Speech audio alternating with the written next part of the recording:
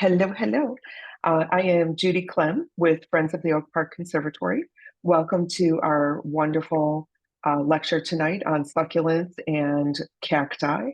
I work for the Friends of the Oak Park Conservatory, and we are a nonprofit organization that supports the Park District-owned facility with volunteers and special events and education programming, and also fundraising for the 95-year-old facility. And as part of our mission, we want to help educate and inspire gardeners to become more confident in their endeavors. And so we're offering lectures like this. And I'll just tease up, we've got a lecture coming up in August on the 21st that will be on spring bulbs, but you plant them in the fall. So our Dushan from the ops room at the conservatory is going to be presenting that on August 21st. And then in September, still along the bulb line, but this one will be on garlic. And so we've got a master gardener who will be teaching us about how to plant garlic and have success with that. So that's coming up in September. And then in October, I don't know the date off the top of my head, but we have an author talk. We have an amazing author coming in who is an expert on moths and gardening for moths.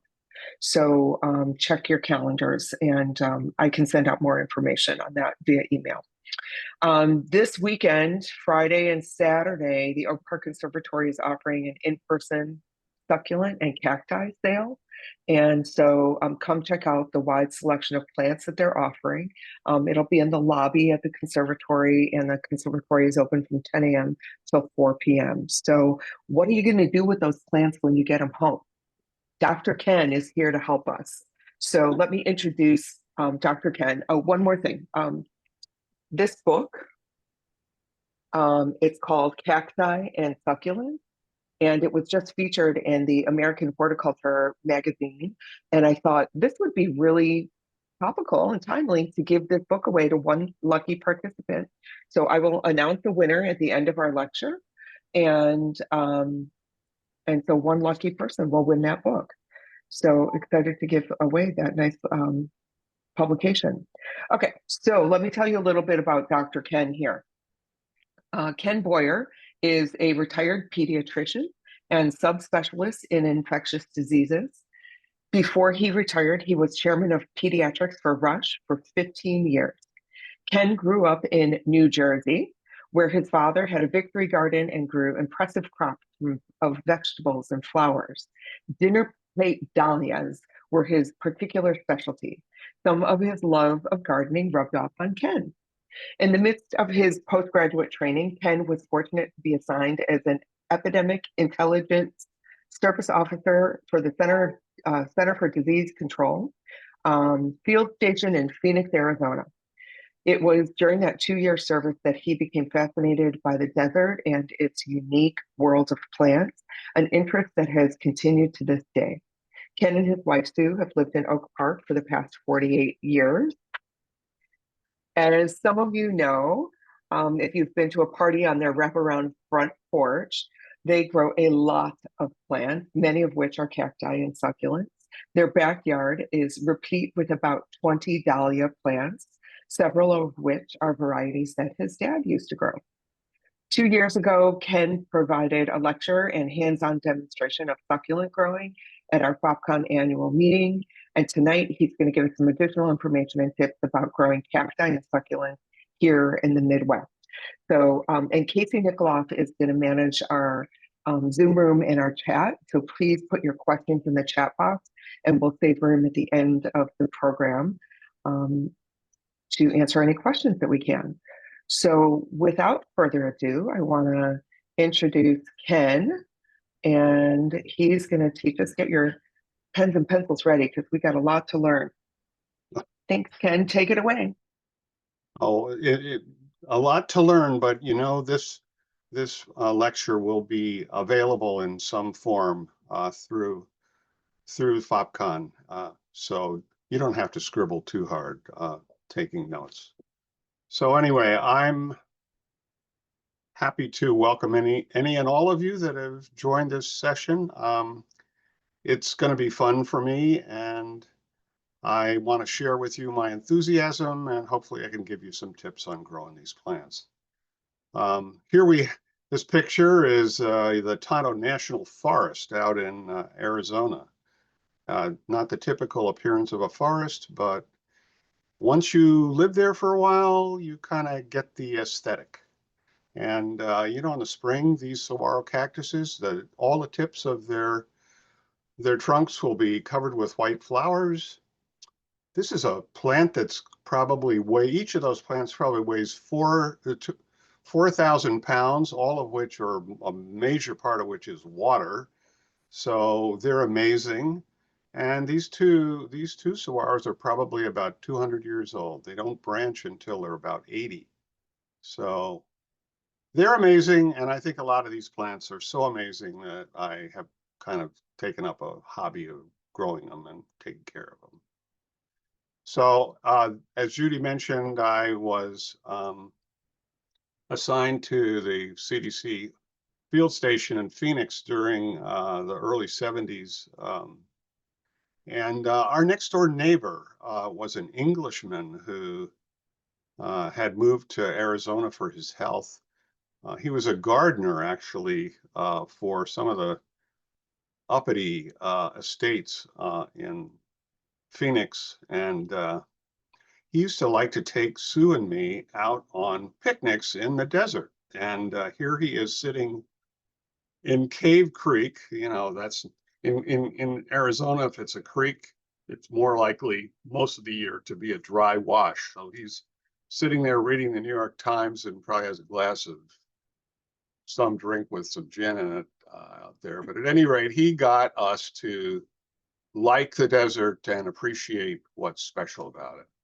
So that's one way I got interested. I also got interested by virtue of the fact that when we moved to Oak Park after my training, we became very regular people at the Oak Park Farmers Market. And some of you that have lived here for a while will remember that there's a business called Ted's Greenhouse from Orland Park that used to bring a truckload of plants to the farmers market every year. They stopped doing it probably 15 years ago or so, but they always had a table chock full of succulent and cactus plants. And I bought a bunch of them over the years. And this is one that I've had for probably 20, 25 years. It's got its original label on it. And it's a Euphorbia flanaganii, also known as a Medusa's head. Anyway, so they got me to stock up on a big collection of my own. And then, Sue and I have both become active at the conservatory. Sue considerably more than me, but I was offered the opportunity to be a volunteer in the desert room, and I accepted it gladly. And this course has taught me about the 300, 350 odd different species of cacti and succulents that live in that very nice display greenhouse. And so I've, learned a bit about it in the process of doing that. So anyway, what is a succulent plant? These are plants that have the ability to efficiently absorb and retain water. And what makes them unique is that they're able to do it in environments where there isn't much water. And there might be many reasons why there's limited water. One is that it doesn't rain very much. Another is that it's hot and the water that does manage to make it down to the ground evaporates rapidly.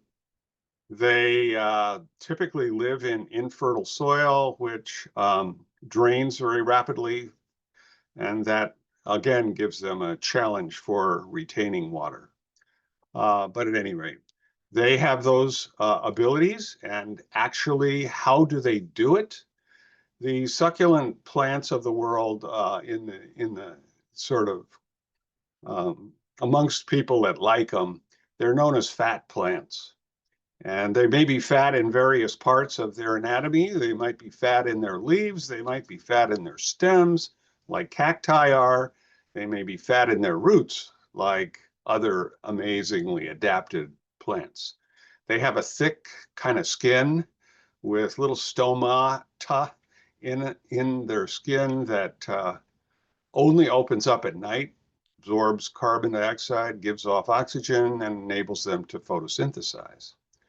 They have spines and hairs, they may have unique roots, and one of the things that's interesting about them is that they have periods of dormancy. If you're a plant from an environment where there's a dry season and a wet season, well, how are you going to make it through the dry season? You typically become dormant, and then you get all active during the wet season or the periods of time when there's enough sunshine and heat to keep you happy. Here's a couple other examples of water storage. This is in stems. This is a so-called rick-rack cactus. And those things which look like leaves are not really leaves. They're the stems of that cactus. And over here is a adenium, also known as a desert rose. And this is from Saudi Arabia. This is a plant that has a big fat root system, which in this case in a pot is somewhat above the soil, but they store water there during the driest times of the year. So a little bit about what's the difference between cacti and succulents. All cacti are succulents, but they are one single family of these plants, the Cactaceae. They're all from the Western Hemisphere. There's no native cacti in other continents of the earth. They have universally no leaves, and as I said, they're all succulents. The plants that you think of and call succulents may come from 60 different plant families, in which, though, in those various families, some of the plants are succulent, but some may not be. So, for example, the agave century plant is a succulent plant, whereas the asparagus you buy in the grocery is not a succulent plant, but they are both in the family Asparagaceae. Anyway, succulents are worldwide in distribution, all kinds of environments, I guess, except Antarctica. So anyway, I became very aware of the differences in climate between the East and the Southwest during our years in Phoenix. And I just want you to think about what the native environments are really like out there. So Phoenix, for example, is in zone 10A, where the temperatures never go below 30. They have 82% of the days in the year that are quote unquote clear. They get a grand total of 7 inches of rain per year. They have 120 days when the temperature is above 100 degrees. And there are no shade trees, which means that that sun up there shines directly down all day long during those clear days. So those plants get a lot of sun. Chicago, very different. Zone 6A, we go from 0 to 100.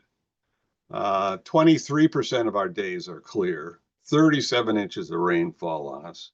We have only one day a year where it's greater than 100, although it felt like it today. And we have shade trees all over the place, which mean that the earth is shaded in most areas where people live. But the challenge in growing these plants is to try to simulate in some ways those more challenging environments that the succulents and cacti live in.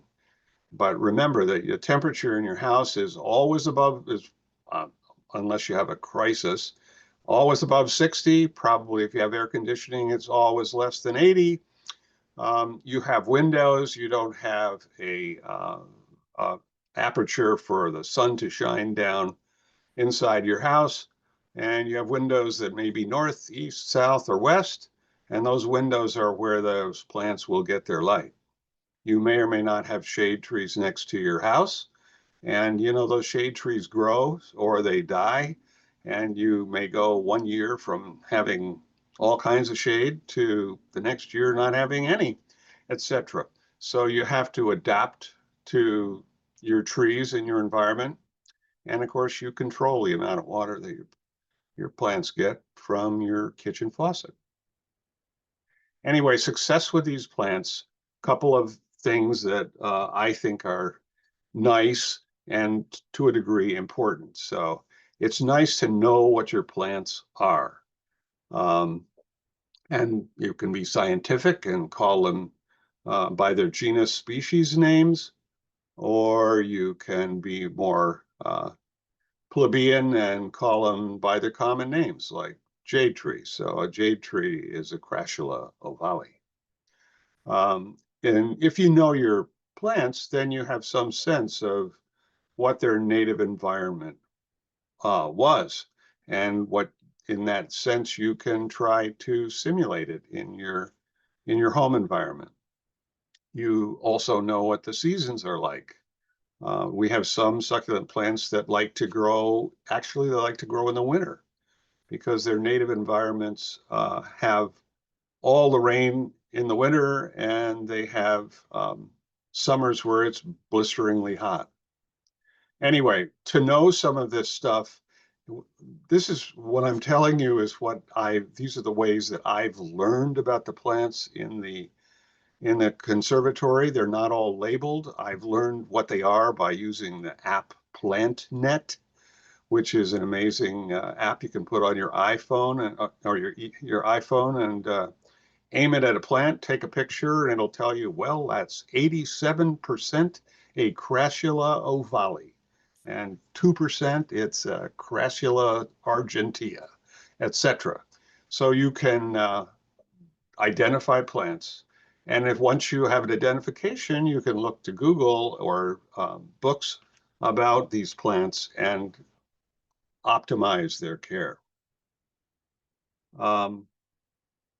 The other things, of course, that are important for success are regulating the light and the soil that your plants have. So in general, here in Chicago, your south windows are going to be your best. Your north windows are going to be your least, to get the least sun. Most people that live here and that are successful with cacti and succulents move them outside in the warm months, bring them in before the first frost, but they give them additional sunlight and summer heat, which makes them happier. The soil that you use to plant them in, probably the simplest way to do this is to get your bag of magic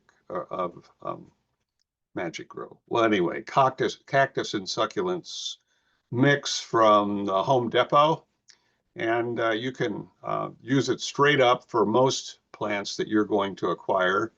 If you're planting desert plants like cacti from the desert, you can make them better drainage with sand or pumice or perlite, and you can basically modify them. The other requirements for success are how much you water and how you and in what way you plant them. So the key thing with these plants, since they are all from water limited environments in general, is to not give them too much water. That is by far the most common cause for plants to be lost. And what the reason that happens is if they can't absorb the residual water in their pot, then their roots sit in a moist environment and they can deteriorate. The way that you optimally water these plants is by what they call in the jargon drench and dry. So you want to identify when they're dry, and they're much more likely to dry out in the summer than in the winter. And you water them enthusiastically when they're really dry. So that's a schedule which typically, let's say at the conservatory, is more or less weekly watering in the summer and every 3 or 4 weeks in the winter. The plants that you put them in It's generally thought that the best pots to put them in are clay pots. They have the ability to sort of sweat excess water. And so most people like them best. You must have a good hole or several holes in the bottom of the pot. And you want to ideally not have your plant in a pot that's excessively large relative to the size of the plant. So a plant that's no more than 2 inches in diameter greater than the root ball of the plant is considered to be good. So here's a cactus in an appropriate sized pot. It's a relatively shallow pot, which drains better. On the top of the soil in this, I've got some what they call top dressing, which is basically gritty sand that gives a little air around the junction between the upper part of the plant and the roots. What happens when you grow these plants is sometimes the leaves fall off and sit on the soil below the plant in your pot. Sometimes you'll have a catastrophe. The plant will fall off the porch or off the table and branches will break off. And or you may want to share your plants with friends and neighbors. So the trick is to propagate them primarily by cuttings and leaves. There's other ways to propagate like seeds, but that's a bigger, more complex thing. So anyway, if you do cuttings, you basically take a cutting from a plant, let the cut end of it dry like for a week. That's not an issue for the plant itself. They get a little scar over the open end, and that dries up, and they get tougher. They will then be able to be moistened, give a little rooting powder. I like to use a little rooting powder, although you don't have to. And then you plant them deep in the soil and keep the soil moist, but never drench it. You just wait for the roots to reemerge from that cutting and reestablish the cycle of water absorption from the soil. In the case of leaves, like let's say jade tree leaves, you can just place them on the surface of your cactus soil mix, let them have sun, occasionally mist them so the soil doesn't get completely dried out. And what happens is that new roots will grow into the soil and little tiny plantlets will appear at the base of the leaf, and you can then repot the leaf with the little plantlets on it. So here's some cuttings that I've done. One is the one on the left is a gasteria, which a friend of mine gave me a big hunk, and I put it deep in that pot, and you can see what came up after the roots were established. We have a nice secondary plant that's growing. And this other one here on the right is it's a euphorbia, which was down in the desert room, hanging out over the little walkway, and we worried that those vicious spines might be a problem for little kids running through there. So I chopped it off and put it in a pot, and it didn't put out anything from the bottom, but it's put out a nice new set of leaves at the top. So I know it's doing okay. And here's some leaves that have been propagated. Those are jade tree leaves with new little plantlets that have come up. And on the right are echeveria leaves that we're propagating for the plant sale, actually, in a tray with soil. And you can see that they've developed roots and little plantlets, and a couple of them are actually trying to put up some flowers. At any rate, they're successful, and it's not hard to do. All right, so I want to talk about a couple of plants that I think most people can be successful with and that I like. These four are in the category of succulents. And the first one is Sansevieria. Now, this is a plant which has the jargon term mother-in-law's tongue. Some of these have gigantic, tall leaves. Others are kind of short and compact. This is a sort of medium-sized one. They come from Africa. They are probably the most tolerant of neglect and low light of any of the succulent plants. I think they're pretty darn hard to kill. But if they're put in a situation where they do get some light and they do get some water and somebody cares about them a little bit, they can be beautiful. Put up nice leaves in nice arrangements and have flowers if they actually are outside in the sunshine in the summer. Here's Crassula, which is a jade tree. Comes from South Africa. This one my wife and I have had for 50 years. It's been, as I mentioned before in propagating, it's fallen off the porch at least twice. And so what you see here are the branches that we have salvaged and managed to get them to root again. And I can say this plant is 50 years old, but its original trunk is no longer there. But at any rate, there's a whole bunch of different crassulas with interesting leaf shapes and sizes. And in the case of a jade tree like this, if it's kept outside in the summer and experiences the diminished light that occurs in September and October before things freeze, it gets the signal that it should put out flowers. And so these things can be covered with little white fragrant flowers if they're happy. Euphorbia, this is a big family of succulent plants.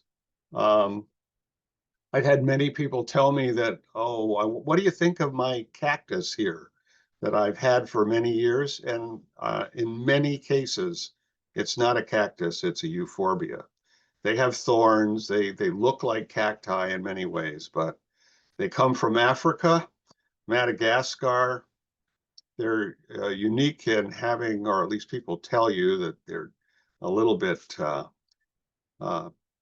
they're not really dangerous, but if you cut a surface of one of these plants, they put out a milky sap, which is kind of irritating to skin. They have lots of thorns and they have very interesting flowers. Euphorbia is a family of plants, which also includes your Christmas poinsettia. And the flowers that they have are very similar to poinsettia flowers in that each of these red flowers on this crown of thorns, they're not really flowers, they're modified leaves. And in the center of each of these sets of red modified leaves, there's a little teeny tiny yellow thing, which is the actual flower. And if you look at your poinsettia during Christmas time, you'll see that that's the way it works. There's these red leaves and a little yellow flower right in the middle. Okay, then we have echeverias, and echeverias are frequently seen in these mixed saucers of succulents that you'll see. They are colorful. Some of them have purplish leaves. Some of them have curly leaves, like this one in the desert room. They put up flowers. This is before those flowers open, but there'll be little red flowers on the tip of that. And as I pointed out before, they're easily propagated from leaves. Here I was on the garden walk a couple weeks ago, and in this particular yard by their back fence, there was a modified bird bath, which the woman had drilled holes in the bottom of the saucer part and planted it with a whole bunch of succulents, including many of them, the darker ones are all echeverias, and you could see one in the back of the tray that's putting up some flowers. course, she added her glass bowl to make it look a little fancier. And then here's some cacti that are usually relatively easily accessible, and they can do pretty well for you. Schlumbergeras. There's actually 3 different Schlumbergera species that people call them all Christmas cactus, but the 3 different species flower at Thanksgiving, at Christmas, and at Easter time. And these are interesting cacti because they're not desert cacti. They're called epiphytic jungle cacti. And they grow up in the canopy layer in the crotches of the branches of the tall jungle trees. They don't have much soil to work with, but what they get, they're able to do quite well in. And when you grow these, you don't have to be so stingy with water and so worried about root rot, because they're capable of tolerating a fair amount of water during their times when they're happily growing. Echinopsis is known as the Easter lily cactus. These come from the southern hemisphere in Argentina, where it's not quite as dry and Spartan as the environment in Arizona. These guys like to grow in clumps, and they put up beautiful white or occasionally tinted colored flowers on long stems. We usually sell those in the cactus sale. And then we have Mammillaria. This is the largest cactus genus. These all come from Mexico, where they have real desert environments that they live in. Most of them are little spherical guys, and if you keep them going over a period of years, they form mounds, or what we call clumps. And if they're happy, they put out beautiful flowers in the spring. This is one that I particularly like that we have in the conservatory. And then, so we're kind of coming to the end here. I want you to know sources of information about growing these plants in the Chicago area. There's a great resource for this, which has this gigantic website, but if you go to Google and put Bill Abel cactus into the entry, this 7 or 8 page long set of advice will pop up. The Garfield Conservatory has probably the most spectacular desert environment with plants in the Chicago area. It's run by a guy named Ray Jorgensen, who's one of the, along with Bill Abel, they're the 2 experts in the area in great depth. And the desert room in the Garfield Conservatory is really spectacular. I recommend that you visit it. And then if you do actually have more than a passing interest in these plants, we have a very nice little club called the Cactus and Succulent Society of Greater Chicago, the CSSGC. And we meet monthly in the River Forest Community Center on the 2nd Wednesday of the month. And then last but not least, sources of plants. The conservatory cactus sale, and succulent sale, which Judy mentioned, occurs the next couple days at the conservatory. I've always been impressed, and actually at our club meetings, people joke about it. Home Depot gets truckloads of cacti and succulent plants from California on a very regular basis. And if you happen to walk in there at a time when they've unloaded the truck, they have really, really nice plants to choose from. So, and they're not ridiculously expensive. a pilgrimage to the Ted's greenhouse in Tinley Park, which my wife and I have made many times. It's a worthwhile trip, and their greenhouse full of cactus and succulents is really impressive and great source. And then, the Chicago Botanical Garden puts on a cactus show every year. It was 2 weeks ago, actually, so I can't recommend that you drive up there for that one, but it'll be again in July 2026. Okay, so I have covered what I'm going to cover. I have one more. What happened here? Oh yeah, I have one more slide, which is just to impress you. Here's a cactus that lives in Illinois. This is Can you share your screen again, Ken? did I I think you do, might have do stopped something? sharing. Yeah, if it's easy enough to share because it's Here? kind of fun to see that. Yeah, otherwise you're going to have all these people showing up at your house to see the side yard where the Oh, cactus. I don't know what I'm supposed to do. Why don't you just escape? Go back to where you found the share button. Hold on, guys. If we can get this picture up, we will. Otherwise, we'll just jump over to questions. But we've got a minute. We can help you figure it out.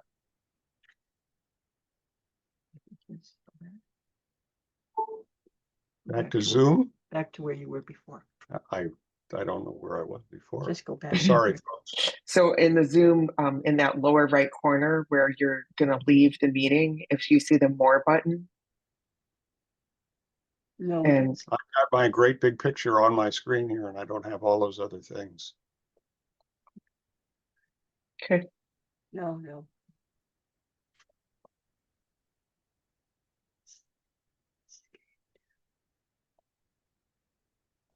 We're playing with it. Oh, okay. So here we go. yeah, We'll get to it. I'm just giving you time because I know you can do it. Crossing my fingers. You're down to share. All right. We're going to go PowerPoint. We're going to go share. We're going to go share.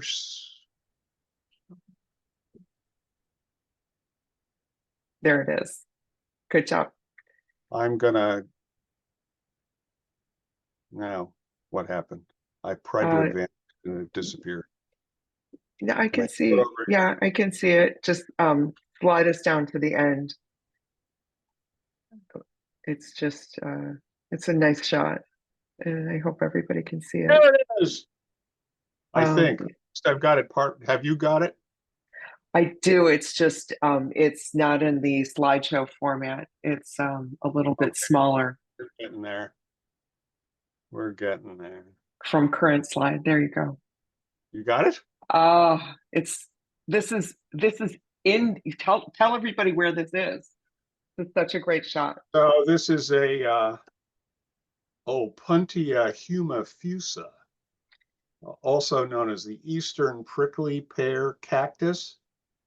If you and your family like to go to the beach at West Beach down in Indiana Dunes, where there used to be a gigantic sand quarry, this cactus grows all over the place in the sand, in these Indiana dunes. But at any rate, I didn't dig this one up. I bought it, but I planted it next to the base of my next door neighbor's house, which is a stucco walled house with a great big overhanging roof, which provides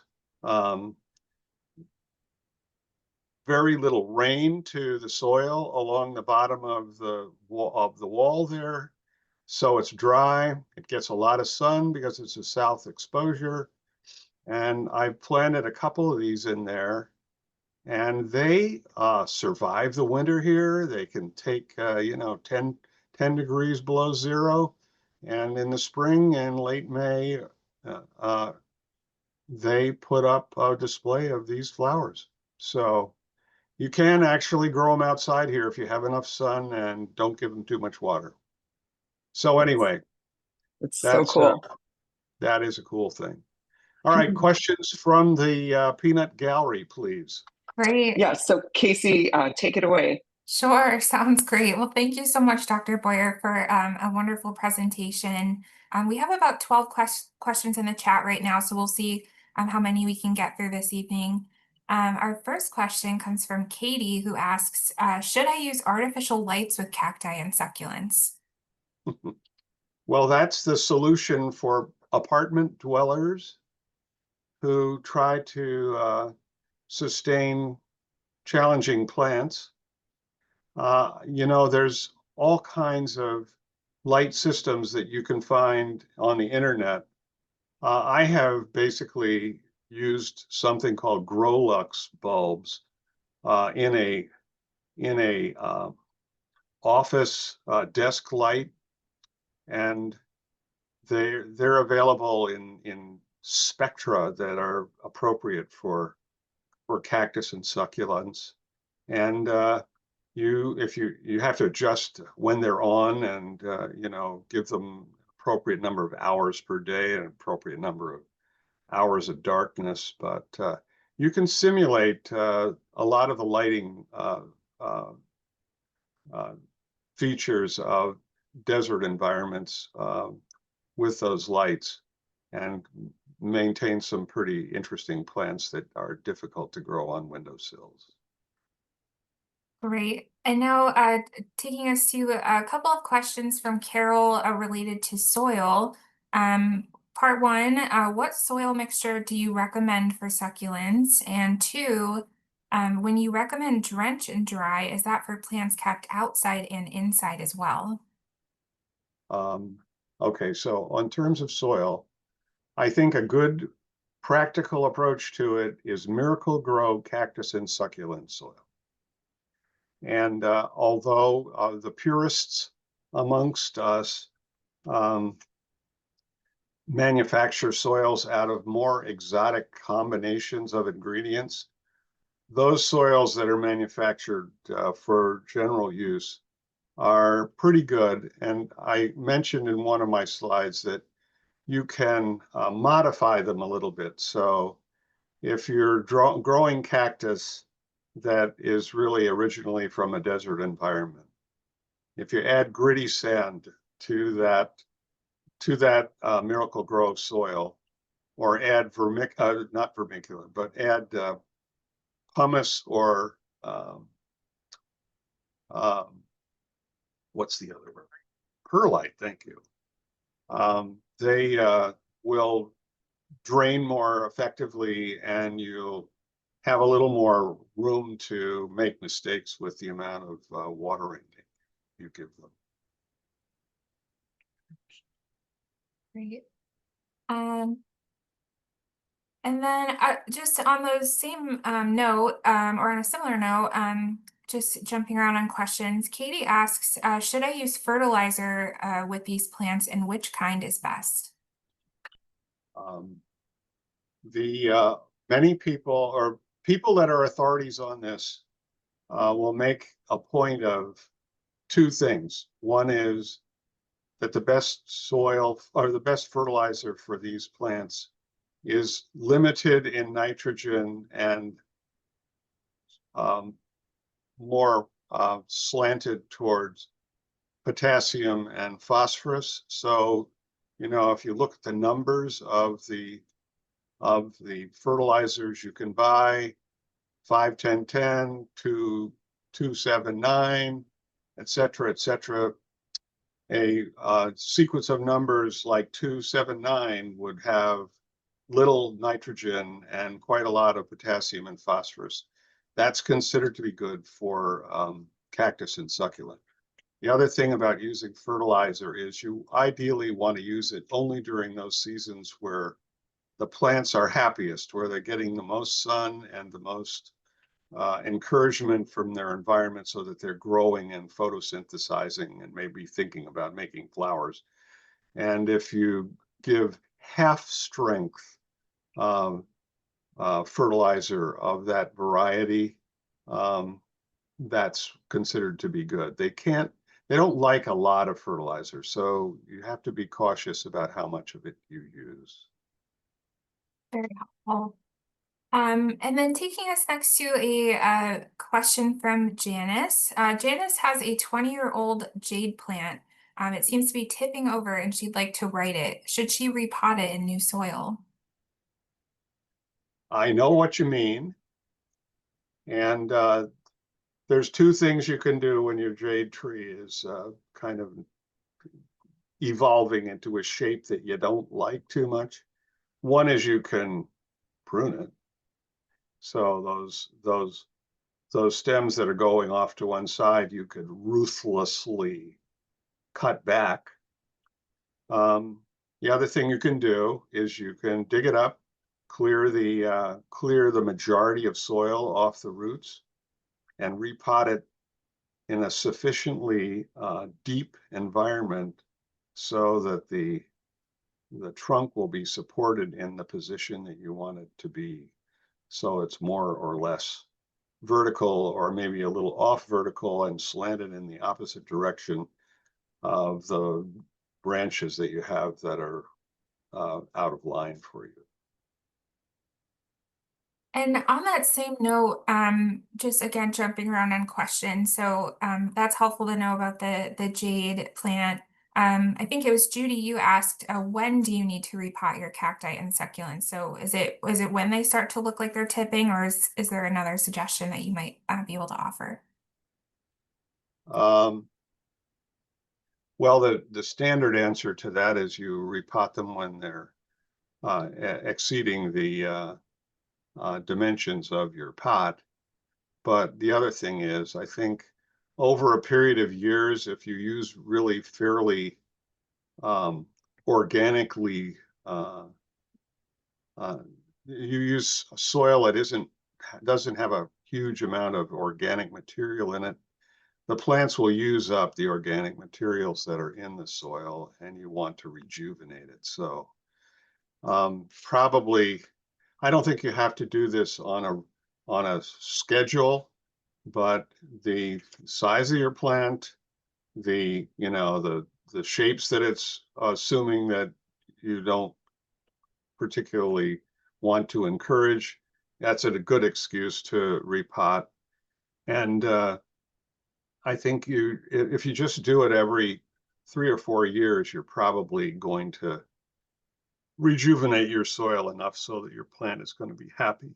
I must say we have plenty of plants that Sue and I grow that I think have never been repotted because we've fertilized them and we've kept them from being overgrown, and we just have not felt that we had to do it.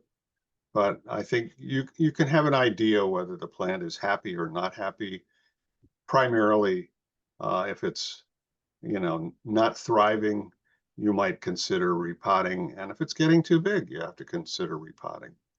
The only thing that's tricky about repotting, though, is that it's not desirable to overpot these plants. If you might think, well, if I put it in a great big pot, there'll be all kinds of soil in there and it'll grow into it. And the problem with overpotting is that it makes the plant more susceptible to root rot because of overwatering. The water will accumulate in the unused soil. It doesn't have much root system in it, and though the moistness that persists in there never allows the pot to completely dry out, so that you can't do the drench and dry approach with a plant that's over potted. Very helpful. I know I have a 3-foot-long burrows tail who's giving me the side eye right now, so I will definitely be taking these tips back with me this evening, so appreciate that. Taking us back to a question from Katie, how can we encourage our cacti and succulents to flower? Well, there's one of the things that's very neat about these plants is they can reward you with beautiful flowers if they're happy. And one of the things about cacti particularly, but it's true for many of the the succulents is they have in their life cycle a period of dormancy where they are not growing very much, maybe where they experience colder temperatures, where they experience less light than is the summer dose that they get. And that period of dormancy is one of the botanical things that encourage these plants to flower when the conditions start to improve, like say in the spring. So that's one of the reasons why you water less frequently in the winter. It's one of the reasons why, in the case of some of the cacti that I have some of them that I put up in the attic of our house next to a south window where temperature probably goes down to 40 or 50 in the winter. And I ignore them during the winter, and they come back in the spring and I water them and they get rejuvenated and they put up flowers. The other thing about flowers is that fertilizer is considered to be encouraging for cactus and succulent flowers. So the half-strength fertilizer with the majority of the nutrients being potassium and phosphorus, that encourages flowering. Doesn't guarantee it.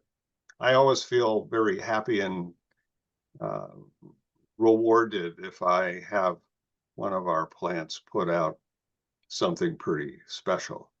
And some of these flowers, if you can get them, they're really amazing. Absolutely. And that was a wonderful photo that you showed earlier as well. A question now from Carol. What do you recommend for mildew and fungus gnats? Might we use neem oil, or do you have another suggestion? What was it? What was the issue? Mildew and fungus gnats.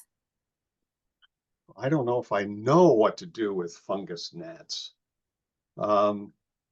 I will tell you that there's a whole subject of pests in this category of plants, and the ones that are the most common plagues to affect your plants are mealybugs, and that's the one that I've had the most issues with. That's the one that we have the most issues with at the conservatory, and I typically manage those with neem oil or with a spray can with 70% isopropyl alcohol in it. If you spray that on those little mealybugs, they dry up and disappear pretty quickly, and you can control them if you get ahead of it and keep your attention on them. The ones that the questioner asked about, I don't know about. That's something I'd go for Google and your favorite cactus and succulent book to see if there's some information about that. I don't think I have a good solution to offer. Well, we appreciate you pointing us in the right direction there. And then just a few more questions here. So this one is from Janice. Janice says, I have a small variegated Sansevieria, which has sent up 2 flower stalks, but she can tell the plant has given off new plants. When should she separate the plants and repot? That's very praiseworthy that you got your Sansevieria so happy. I think it's kind of cool when they flower. You don't want to, of course, if you have a really successful flowering Sansevieria, you don't want to do anything to hurt it. So I think you need to be cautious, but the standard answer to your question is you knock the plant out of the pot, gently remove the majority of dirt around the root ball, and you'll probably find that your secondary plantlet that's coming up will be individual enough so that you can just dissect it away from the mother plant, if you will, and you know, put it in a new pot and proliferate your collection of successful sansevierias. Right. And then, we have a write-in from SW. They ask, my Christmas cactus, which I've had for 3 years, is doing well, but has not flowered. What am I doing wrong? This is what I was alluding to earlier about seasons and dormancy and dark light cycles and natural cycles and all that sort of stuff. The trick to making Christmas cactuses flower is that they have to have a period where the light, where the darkness probably exceeds 12 hours a day. So one of the things about having them in your house with a lot of artificial light is they may not have the environment where they have a sustained, let's say 12 hours of real darkness. And if they don't have a period of weeks where they get no light during the nighttime, they don't get the signal to put out flowers. So you have to think of a place like a spare bedroom where you don't turn on the lights, and when the sun goes down, it's pitch black in there or very dark in there. If the plant experiences a short daytime of light, but a long, considerably longer night of real darkness, then the plant gets the signal to flower. So, you know, in our desert room where we don't have any, there might be a couple of street lights that are scattered around, but in our desert room, we have a lot of Christmas cactuses that flower beautifully, and it's because at night they don't get any light. So in the fall, they get the trigger to produce flowers. And I think you have to try to simulate that in some way in your home environment if you want them to flower. Perfect. Well, really appreciate your response. We have just one more question we'll ask you this evening from Katie Roberts. What is the best slash safest way to move a cactus with all those spines?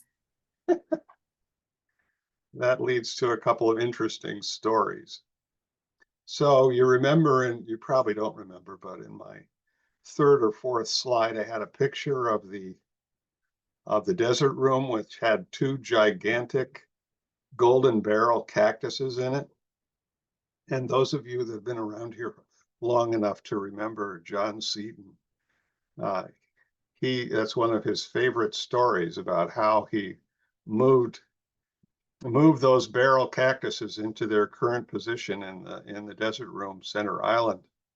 He said, I took 3 of my kids' oldest unused sleeping bags, and I wrapped them around those 2 barrel cactuses, lifted them up, and moved them into the position where I wanted to put them.